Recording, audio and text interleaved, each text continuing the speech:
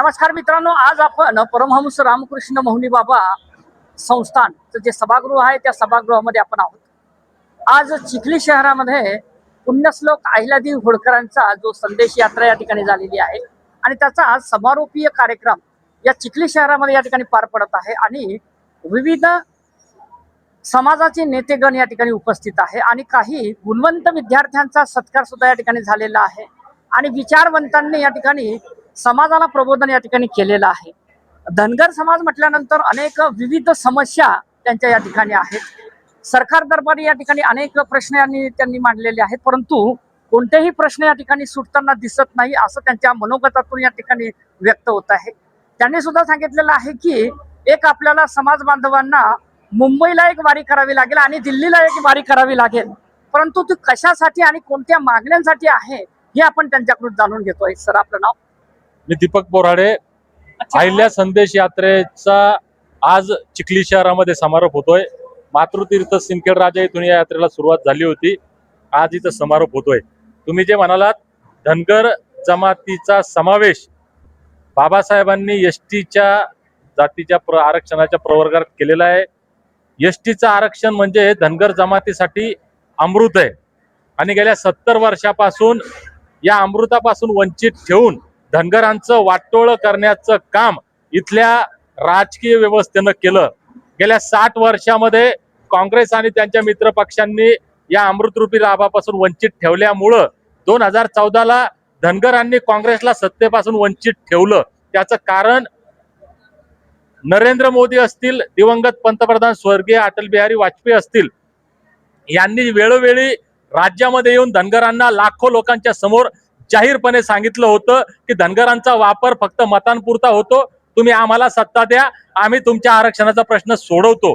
या राज्याचे मुख्यमंत्री देवेंद्र फडणवीस ज्यावेळेस बारामतीला माझ्यासारखे 9 उपोषण करते बसलेले होते आणि लाखोंचा जनसमुदाय, त्या काळातलं हे धनगरांचं सगळ्यात मोठं आंदोलन होतं आणि या लाखो लोकांना संबोधित करताना या राज्याचे आत्ताचे मुख्यमंत्री देवेंद्र फडणवीस साहेब म्हणाले होते की तुम्ही आम्हाला जर सत्ता दिली तर पहिल्या कॅबिनेटमध्ये तुमच्या आरक्षणाचा प्रश्न सोडवतो. धनगरांनी प्रामाणिकपणे भाजपला मतं देण्याचं काम केलं. मी धनगरांमुळे मुख्यमंत्री झालोय, भाजपचं सरकार धनगरांमुळे, हे जाहीरपणे 10 लोकांच्या बैठकीमध्ये आणि लाखो लोकांच्या सभेमध्ये सुद्धा देवेंद्र फडणवीस यांनी सांगितलंय. त्यांना त्या शब्दाची जाणीव करून देण्यासाठी धनगरांच्या घटनादत्त अधिकाराच्या आरक्षणाची अंमलबजावणी करावी हे ठणकावून सांगण्यासाठी आम्ही एकदा मुंबईला गेलो होतो. त्यावेळेस दुर्दैवानं ते आमचं आंदोलन यशस्वी झालं नाही, परंतु हार मानणारे आम्ही नाही. आम्ही महाराजा यशवंतराव होळकरांचे आम्ही वंशज आहोत, त्यांचे मावळे आहोत. महाराजा यशवंतराव होळकरांनी हातामध्ये काही नसताना, सत्ता नसताना, सैन्य सोबत नसताना एकट्या घोड्यावर एकट्यानं बसून हजारोंचं सैन्य तयार करून लाखोंच्या फौजेला हरवण्याचं काम, जगज्जेत्या इंग्रजांना 18 वेळा हरवण्याचं काम, ज्या जगात इंग्रजांची दहशत होती त्या इंग्रजांना नामोहरम करण्याचं काम यशवंतराव होळकरांनी केलं आणि त्या महाराजा यशवंतरावांची शपथ घेऊन आम्ही सुद्धा एका नव्या युद्धासाठी सज्ज झालोय. येणाऱ्या काळामध्ये या राज्यातल्या प्रत्येक जिल्ह्यात, प्रत्येक तालुक्यात, प्रत्येक गावामध्ये जाऊन मल्हार मावळ्यांना आम्ही जाग करणार आहोत. अहिल्यामाईंनी या जगातली महिलांची पहिली फौज तयार केली होती. त्या अहिल्यामाईंच्या लेकींना आम्ही पुन्हा एका युद्धासाठी सज्ज करणार आहोत आणि मुंबईला फडणवीसांना जाब विचारण्यासाठी आणि आमच्या घटनादत्त अधिकाराची अंमलबजावणी करण्यासाठी आम्ही जाणार आहोत. आणि तिथं जर फडणवीसांनी आमच्या भावना समजून घेतल्या नाही तर मोदींनी सुद्धा आम्हाला वचन दिलंय. मोदींना सुद्धा त्यांनी दिलेल्या शब्दाची आठवण करून देण्यासाठी, त्यांनी दिलेल्या वचनाचा जाब विचारण्यासाठी दिल्लीला सुद्धा जाण्याची धनगरांची तयारी आहे आणि येणाऱ्या काळामध्ये या युद्धाची सज्जता करून आम्ही दिल्लीला सुद्धा धडक देणार आहोत. आज आपण या ठिकाणी अनेक आंदोलन या ठिकाणी बघितलेले आहेत. समाजाच्या ज्या आरक्षणाच्या संदर्भामध्ये विविध आंदोलन या ठिकाणी आपण बघितलेली आहेत, परंतु आज या ठिकाणी आक्रमक भूमिका आपला समाज आपण या ठिकाणी घेत आहात.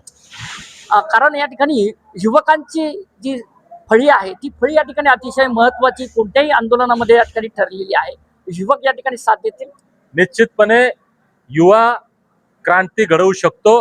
दुर्दैवानं आमच्या समाजामध्ये अज्ञान प्रचंड आहे. शैक्षणिक अज्ञान, सामाजिक, ऐतिहासिक, राजकीय अज्ञान आहे आणि येणाऱ्या काळामध्ये डोंगर दऱ्यामध्ये राहणाऱ्या, वाड्या वस्तीवर राहणाऱ्या प्रत्येक मल्हार मावळ्यापर्यंत, प्रत्येक तरुणापर्यंत आम्ही जाणार आहोत आणि त्याच्यावर गेल्या 7 दशकांपासून होणाऱ्या अन्यायाची जाणीव करून देणार आहे.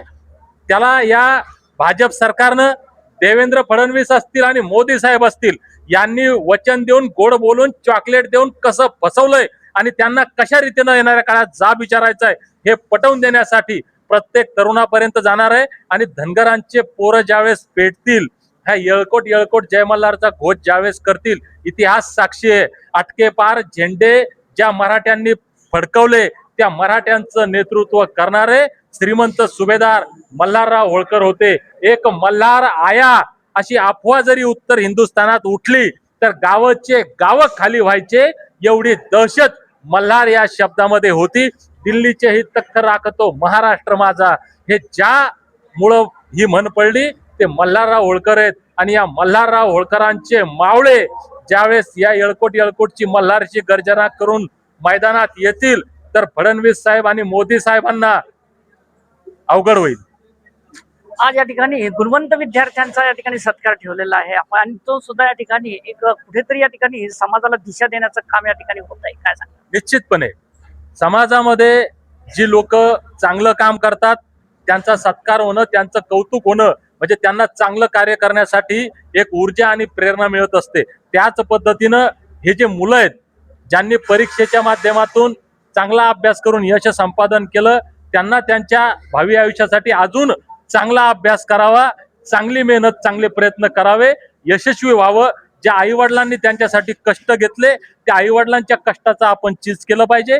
ज्या समाजात आम्ही जन्माला आलो त्या समाजाचा आम्ही काहीतरी देणं लागतो या भावनेतून त्यांनी काम केलं पाहिजे. म्हणून त्यांना एक प्रेरणा आणि ऊर्जा मिळण्यासाठी हा कौतुक सोहळा एक प्रकारे होता आणि या कौतुकामुळे त्यांना सुद्धा एक नवी ऊर्जा आणि प्रेरणा या ठिकाणून मिळणार आहे. आज या ठिकाणी हा जो समारोपीय कार्यक्रम या ठिकाणी होतोय, त्या समारोपीय कार्यक्रमामध्ये अहोरात्रपणे या ठिकाणी जे कार्यकर्ते या ठिकाणी झटलेले आहेत त्या आयोजकांबद्दल काय सांगणार? निश्चितपणे कुठलंही कार्य करणं सोपं नसतं आणि गेल्या 3 दिवसापासून मातृतीर्थ सिंदखेड राजा इथून या अहिल्या संदेश यात्रेची सुरुवात झाली. आपलं घर सोडून, परिवार सोडून, आपला उद्योग व्यवसाय सोडून वेळ देणं समाजासाठी आज बोलायला सोपं आहे, करायला अवघड असतं.